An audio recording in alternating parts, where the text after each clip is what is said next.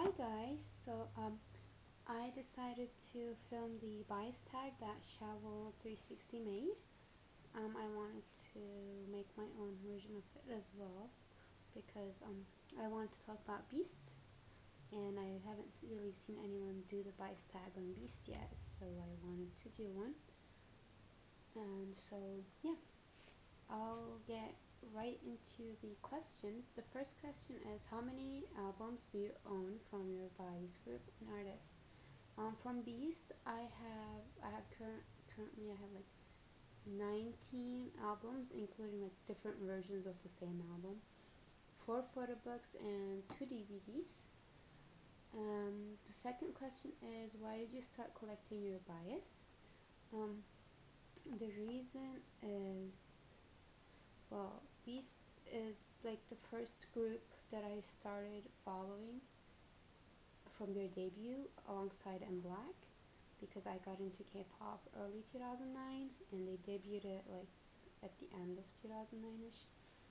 So they were one of the first groups that I got into, so I've been with them since their debut basically, although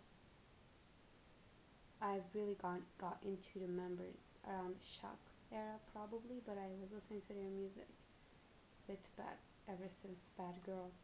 And once when I started college and started, working, I wanted to buy K-pop albums, and the first group that I really wanted to buy was from Beast, because I really don't have any songs that I hate from them, whether it be a mini album or a full-length album.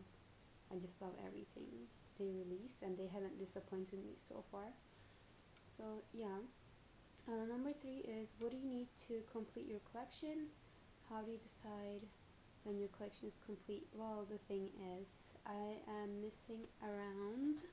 I actually made an Excel file a few days ago to see what I'm missing from my ultimate groups, because I just decided to collect albums of my ultimate groups and decided not to buy stuff unless I really love the songs, because I've been buying albums like whatever comes out, but yeah, I decided to stop that and focus on my bias groups for this year.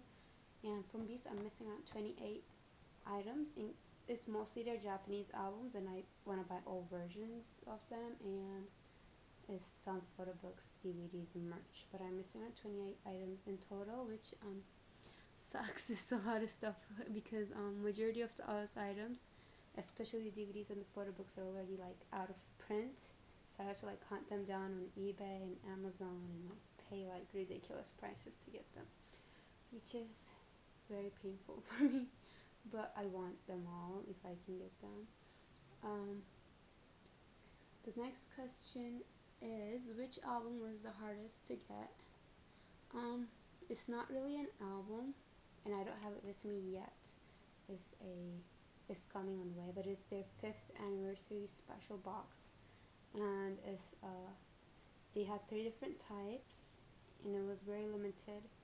And before I could even figure out which version I wanted, they all went basically out of print. They only had like Type C, and they only had like 2 copies left of it on the website, and I bought it, and it was pretty expensive.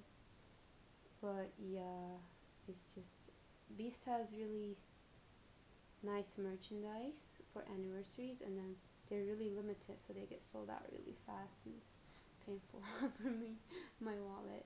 So yeah. The next question is, which album was the best value for what you paid? And number 6 is, which album was the worst value? The thing is, musically, I like all their songs, so I really don't care. But the thing that I wanted to say that I paid the worst and the best value is Beast Meets Beauty, their first Asia tour. This is the best value because I got this on sale from Yes Asia. I think it might still be on sale actually. So it was really cheap, but it comes with a gorgeous photo book. And the photo book, inside the photo book, the stuff are translated, like there's writings in Korean, right? And then if you look at it, it has them in English and Japanese as well, which is something that I love that Beast tends to do in most of their merchandise, is that they translate everything to English and Japanese as well for the international fans, which is just amazing. And yeah, I love the photo book for it, and it's super thick with lots of pages, and it's amazing. And I got it on sale, so yeah. But this is also the worst value for me because of the DVDs. The DVDs are really, really low quality, and especially during performances, the sound gets really bad, and I just hate watching them. I only watched like half of the first DVD, and I haven't watched the rest yet because it's just so horrible. Like the sound is just, and the video is just like so bad. I don't know how to explain it. So yeah, it's my best and the worst is the same item actually.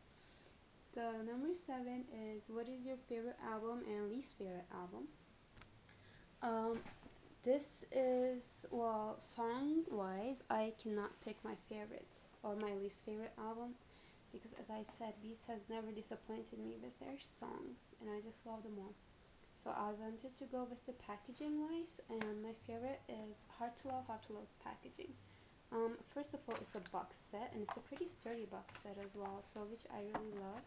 I mean, it's really nice, and it has this little like flowery, rosy texture like to it. There's like roses here, which is nice because we light stick is a rose and stuff. And I love box uh, packagings and boxes for some reason. And when you open this up, you get 6 member postcards. The CD is at the bottom as usual, and you get a very nice thick photo book, which is also nice. And I like it when the photo book is separate from the CD, so it's easier to flip through. And you get like 6 postcards. But one thing that Beast did that was really nice with this is that with these postcards they put this mini frame thing that you could just like, you know, set it up and then put your favorite member's postcard and just, have it on your desk, which is a really nice creative thing. And I use Jin Hyung's photo, and it's been on my desk for a while by my CD. So I really like this, by my TV, I mean. And I really like this packaging. I think it's very nice, very creative, and just gorgeous. It's quite thick too. The packaging that I hate the most is Midnight Sun normal version. A lot of people hate this because of this. The mask slides down, it breaks.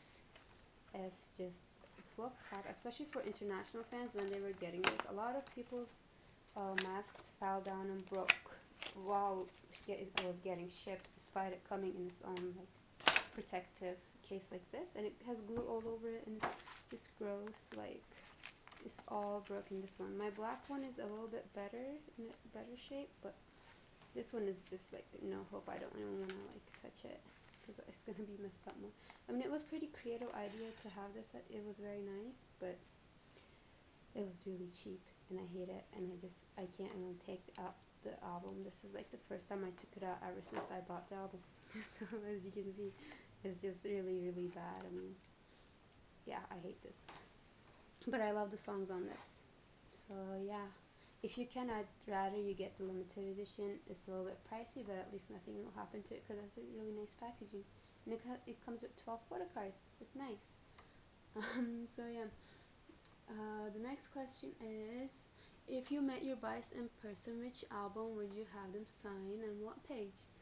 And for this one, I chose Beast is the Best. Their first mini album is their debut album, so I think for me it would be very meaningful to have their debut album signed by them. But it's also just like their debut concept is pretty ridiculous. Like their hair and their costumes. I mean, I've seen worse in K-pop, but it's still pretty bad. So I would probably just like have them sign their own pages, like all of them. Not these. These are okay actually, but like these, you know. This is so terrible. And it's just to remind them and it would also help them, I guess, to remind them how far they've come in their career from their debut. It'd be a nice reminder for them. And yeah, I think it would be very meaningful. So I choose their debut album to get them signed. And the final thing is, the last question is, what do you love about your bias group, your love story? Basically, what I love about them is just how hardworking they are. And of course, all K-pop groups are very hardworking and amazing. But Beast has gone through a lot. They've been called a recycled group. And if you just watch Beast's documentary from their debut, it's just so heartbreaking and so touching to see like what they went through, because almost all the members were supposed to debut with another group, or they did debut with another group. It just didn't work out, and they've been through a lot of crap.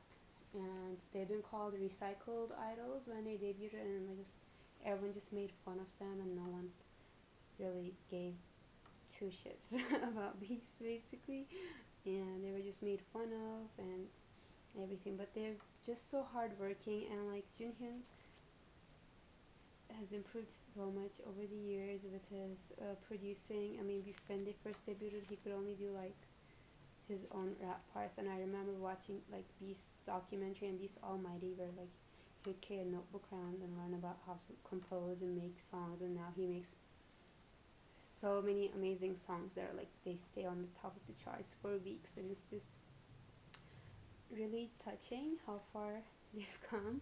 And I like how they don't forget their roots, and their bond their bond is just really strong. And I don't know, I just really respect them as artists, and I really love them as idols who are really funny and goofy, and they've always stuck together despite many different things they've gone through. And yeah, I just have a lot of feelings when it comes to Beast.